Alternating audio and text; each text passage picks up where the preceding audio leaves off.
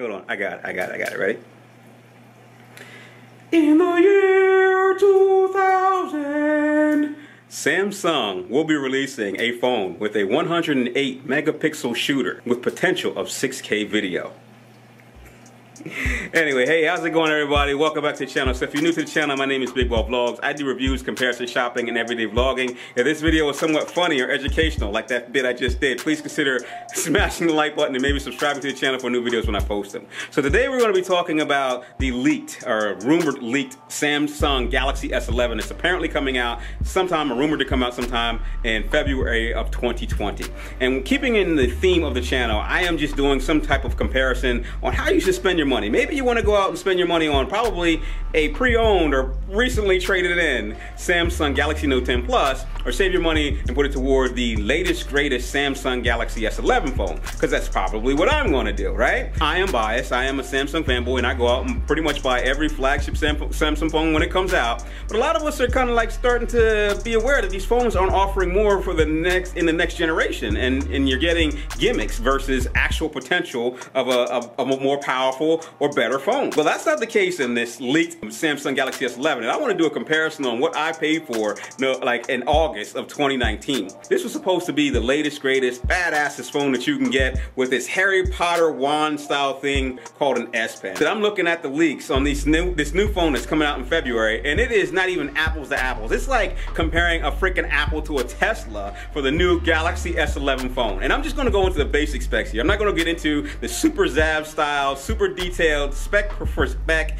freaking review, because I don't even have all the specs. This is just rumors. But if these rumors are anywhere near what they're saying they're capable of doing, I wasted my money on this Samsung Galaxy Note 10. Why did Samsung jump like leaps and bounds into the future with this new S11 phone? The S11 is going to come out in 3 different sizes, probably to kind of align itself more like iPhone's market strategy, where everybody doesn't like a super big phone. The standard S11 is supposed to be 6.2 to 6.4. The S11 Plus is supposed to be about 6.7 inches, and the S11 Pro is supposed to be 6.9 inches. And of course, when you buy those phones, depending on which one you get, you're probably going to get an offering of more memory and more cameras and more camera features. The Note 10 Plus has the previous Snapdragon 855, which is currently found in the S10 series phones. The S11 phone rumored to come with the Snapdragon 865, which is 20% faster and about 35% more efficient. So if you're a hardcore phone gamer, a hardcore influencer on social media, or just a hardcore phone user in general, which is probably going to give you a little bit more battery life and, you know, work a little bit more faster in the multitasking realm, if that's something that you normally do. I currently don't really do a lot of multitasking, but when we're talking about battery life, the current phone, the S10, the Note 10 Plus, has a 4,300 milliamp hour battery.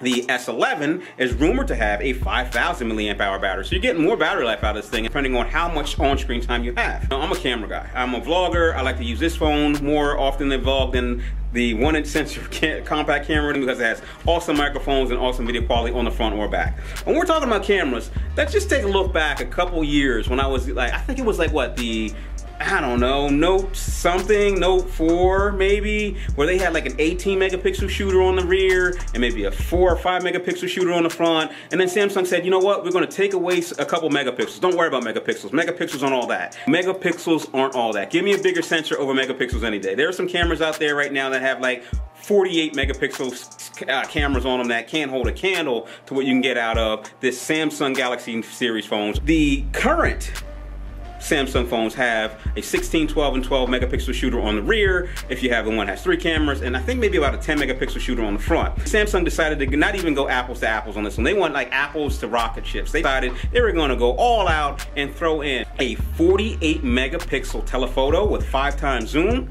and a potential 108 megapixel main shooter on the rear, which is capable of shooting, get this, 6K video. What?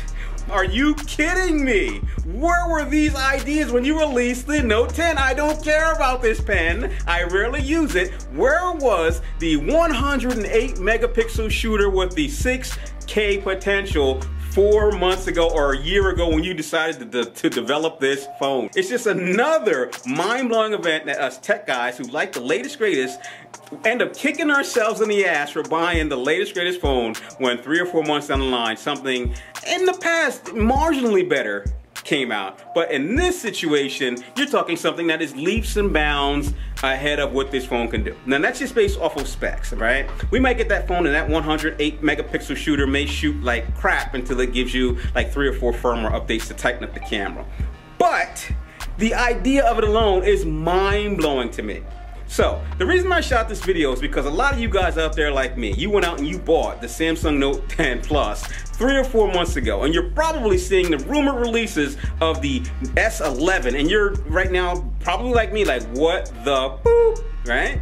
What are you going to do in 3 or 4 months when the S11 comes out? Are you going to trade in your Note 10 Plus for the $500, and I'll get back to that in a second, $500 or $600 toward the, I think, potential $1,300 S11 Pro?